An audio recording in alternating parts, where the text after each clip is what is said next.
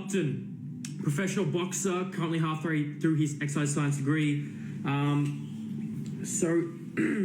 Boxing still sees boxing's S&C still has kind of that old school mentality. 1980s approach, like the old road runs, like the Rocky Balboa. You get this shit on, they start running like that, and the thing, I'm like, what the fuck are you doing long slow distance shit for? What's the theme song?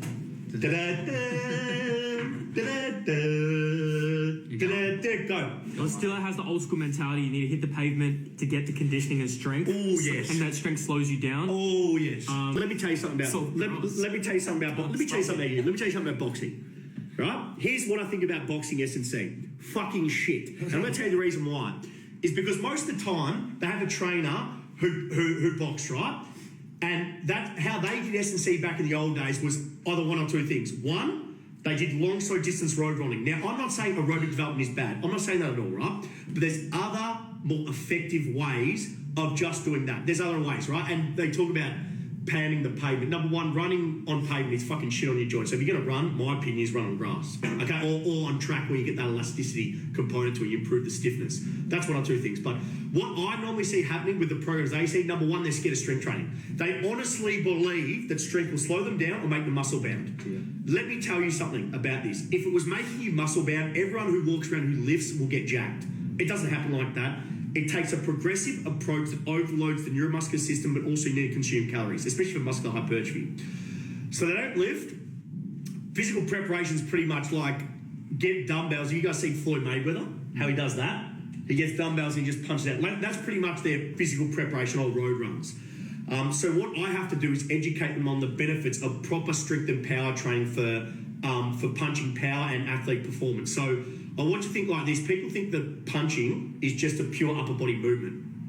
No, it's not. It's wrong. It's a full kinetic chain movement where you're applying force on the ground. So it makes sense with my guys. What I try to get them to do was heavy squats, heavy deadlifts.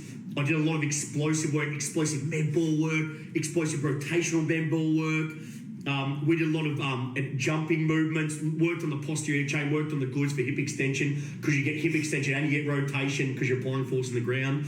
By the way, if everyone out there, actually, Campbell, I program and Brent implements Campbell's programming. Campbell's going to represent Australia at the World Games and he's going to represent it. I've trained him since he was 15, but I program, you implement. Do you want to talk to them about what you do with Campbell? Well, think of Campbell, he's an amateur boxer and he fights on the regular. So it's very hard for us to go through training phases. So we pretty much just like try to maintain strength and work on dynamic effort stuff really to keep that speed up. Yeah. But what you said in that first bit, strength makes you slow. Boxers have to be powerful when fast. And how can you be powerful if you're not strong? Ooh, I like that. Do you want, can I give you one that I talk about all the time? I know you're going to say. Well, what am I going to say? The Joe DeFranco quote. What is it?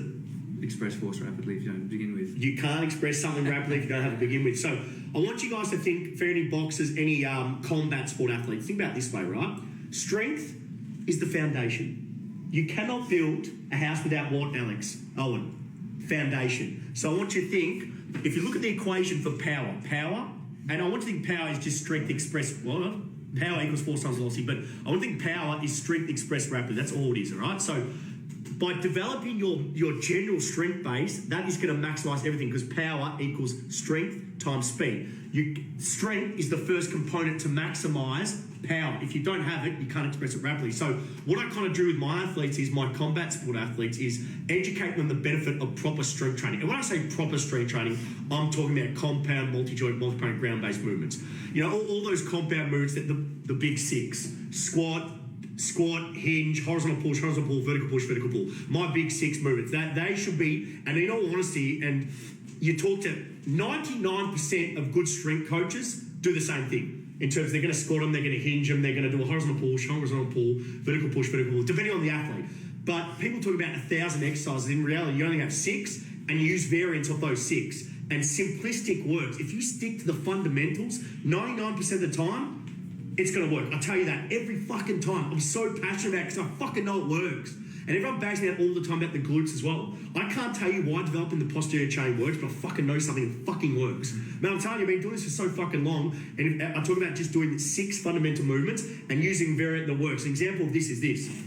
I've got a basketball player who plays in the NBL, and literally we talk about squatting, and with squatting, we talked about this before. We talked about full squats, half squats, and quarter squats. And for him, he has such long levers, getting any stimulus to his lower body is going to work. So all I do is I pretty much I half squat him, and as he gets closer, I quarter squat him. So I just minimise the range because he's getting close to the season.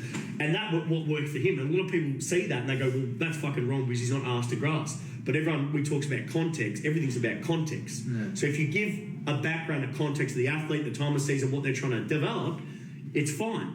And that's the same thing for everything we do in the gym is keep it simple, develop that physical adaptation, whatever you're after in the gym, it's strength, power, or speed, and then integrate with the sport, which you get specific muscle group, motor pattern, metabolic pathway development. That's where you're going to transfer it, because the only true way of sports-specific preparation is the skill itself. Nothing can replicate the skill. Nothing. And you don't want to be replicating the skill in the gym because, in my opinion, because I'm a big neuro guy, it's going to change the patterning. It's going to change. Why the fuck would you want to do more skill work in the gym when you already do that at training? You don't want that. You develop the physical capacity in the gym, then you transfer to the athletic environment. That's where you get performance because you're learning to move with that newfound physical potential with the skill.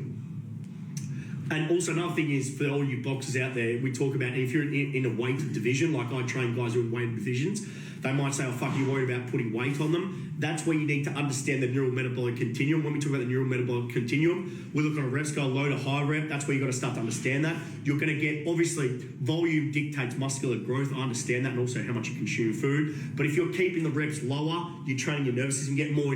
Obviously, you're going to get three adaptations: neural, muscular, motor learning, skill acquisition, depending on their training status, and then what you're trying to adapt. But general rule of thumb is, if you go low rep, heavy load, low rep, low rep, sub-max load, lifted explosive, you're going to get more strength, power, neurological adaptation. So that's how kind of we work on the scale. And you've got to educate them as well in terms of how we do things here, because if you're doing that strength power work, you're going to tap into high threshold fast switch motor units. They're the ones there for power and speed. And then when you integrate this skill, you're going to maximize your performance. But also, my number one job is to reduce injuries, because if you can reduce injuries, you keep them on the park, they're going to have better conditioning level, they're going to have better skill level, they can perform better. Because if they're not on the park doing what they love, they can't get better.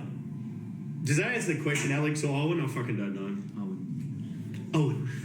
Next question, go. Stuart Goddard. Full, half, or quarter squat